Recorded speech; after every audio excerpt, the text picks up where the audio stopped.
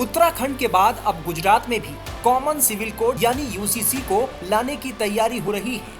गुजरात के मुख्यमंत्री भूपेंद्र पटेल और गृह मंत्री हर्ष संघवी ने इस मुद्दे को लेकर संयुक्त रूप से प्रेस कॉन्फ्रेंस की। सीएम ने राज्य में कॉमन सिविल कोड को लेकर समिति का गठन किया है। सीएम भूपेंद्र पटेल ने कहा कि भारत संविधान की 75वीं वर्षगांठ मना रहा है। ऐसे में प्रधानमंत्री नरेंद्र मोदी ने देश के नागरिकों में समान हक के लिए कॉमन सिविल कोड अमल करने का फैसला लिया है। जितने वादे किए थे वो एक के बाद एक पूरे हुए हैं। उसी दिशा में गुजरात पीएम मोदी के संकल्प को साकार करने की दिशा में कटिबद्ध है। बनाई गई समिति द्वारा सभी धर्मों के गुरुओं से चर्चा करने के बाद ही रिपोर्ट बनाई जाएगी। इसे लेकर गुजरात के गृह मंत्री हर्ष संघवी ने पूरी जानकारी दी।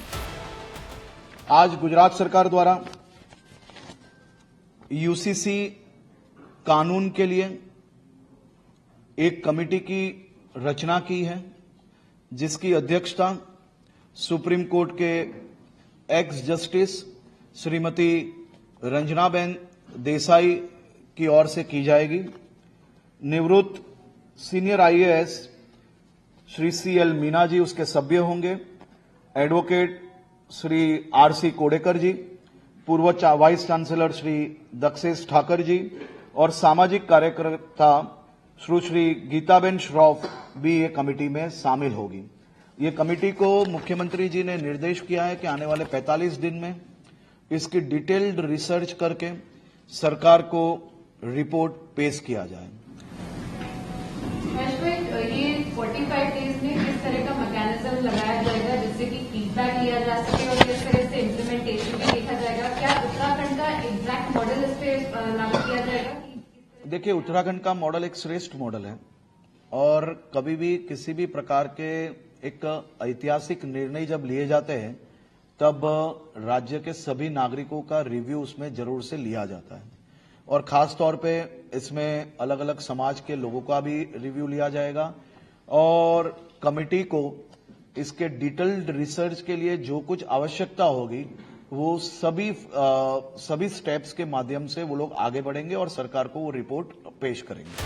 गुजरात में कॉमन सिविल कोड के लिए रंजना देसाई की अध्यक्षता में समिति का गठन किया गया है। 5 लोगों की समिति होगी। इसमें सुप्रीम कोर्ट की रिटायर्ड जज रंजना देसाई, सीएल मीणा, आरसी कोडेकर, दक्षेश ठाकर और गीता श्रॉफ को रखा गया है। देखिए, कमेटी का प्रारूप तो हो गया है, लेकिन कमेटी क्या डिसाइड करेंगे, किस तरह से काम करेंगे, वो आदरणीय न्यायमूर्ति सुप्रीम कोर्ट के जो निवृत्त न्यायाधीश है सुश्री रंजना पी देसाई साहब, वो जब आएंगे उनकी हेड के नीचे जब मीटिंग होगी तब वो नक्की करेंगे। एक तो बात ये है। दूसरा, यूसीसी का जो आगे का जो प्रारूप क्या होगा वो भी वही डिसाइड करेंगे और कमेटी के सदस्य डिसाइड करेंगे। तो अभी कुछ भी कहना मुश्किल है। जब आगे जब मीटिंग में रहेंगे प्रिलिमिनरी क्या होता है वो है, लेकिन जो लॉ कमीशन ऑफ इंडिया का जो है रिपोर्ट वो भी ध्यान में लिया जाएगा और दूसरे स्टेट्स ने जो भी एक्ट बनाया है वो भी ध्यान में लिया जाएगा। माइनॉरिटी कहीं न कहीं उसमें से नाराजगी उनकी दर्शाते हैं, तो किस तरह से पूरी ध्यान में सबको देखो, ये समानता का कायदा है, समानता का कानून है, तो विषमताएं ना हो या विषमताएं कम से कम हो ये देखा जाएगा। अभी तो हम यही कह सकते हैं, क्योंकि अभी तो ये कहना मुश्किल है कि क्या विषमताएं निकालनी है। हम तो ये कहेंगे समानता है और सभी में समानता है। और भारत का जो बंधारण है, भारत का जो संविधान है, वो सिटीजन ऑफ इंडिया के ऊपर केंद्रित करता है, किसी धर्म के ऊपर केंद्रित नहीं करता है। तो सामूहिक जो समुदाय है और उसमें भी सिटीजन ऑफ इंडिया है, उसके ऊपर ध्यान दिया जाएगा। और ये बहुत ही महत्वपूर्ण ऐतिहासिक निर्णय है गुजरात सरकार का और मैं उनका अभिनंदन करता हूं। ये कमेटी जो इन्होंने जाहिर की है वो, और मुझे गौरव है कि मैं इस कमेटी का मेंबर हूं। खास करके कुछ कास्ट और कैसे इंटेलिजेंस कहीं न कहीं उनको ये उनके जो हक है उसके ऊपर कहीं न कहीं, हाँ, वो सब देखा जाएगा। जो कल्चरल ट्रेड्स जो होते हैं वो भी देखा जाएगा, शेड्यूल कास्ट शेड्यूल ट्राइब का जो कुछ भी होता है वो। लेकिन विषमताएं समझो कि हम दूर करने की कोशिश करेंगे।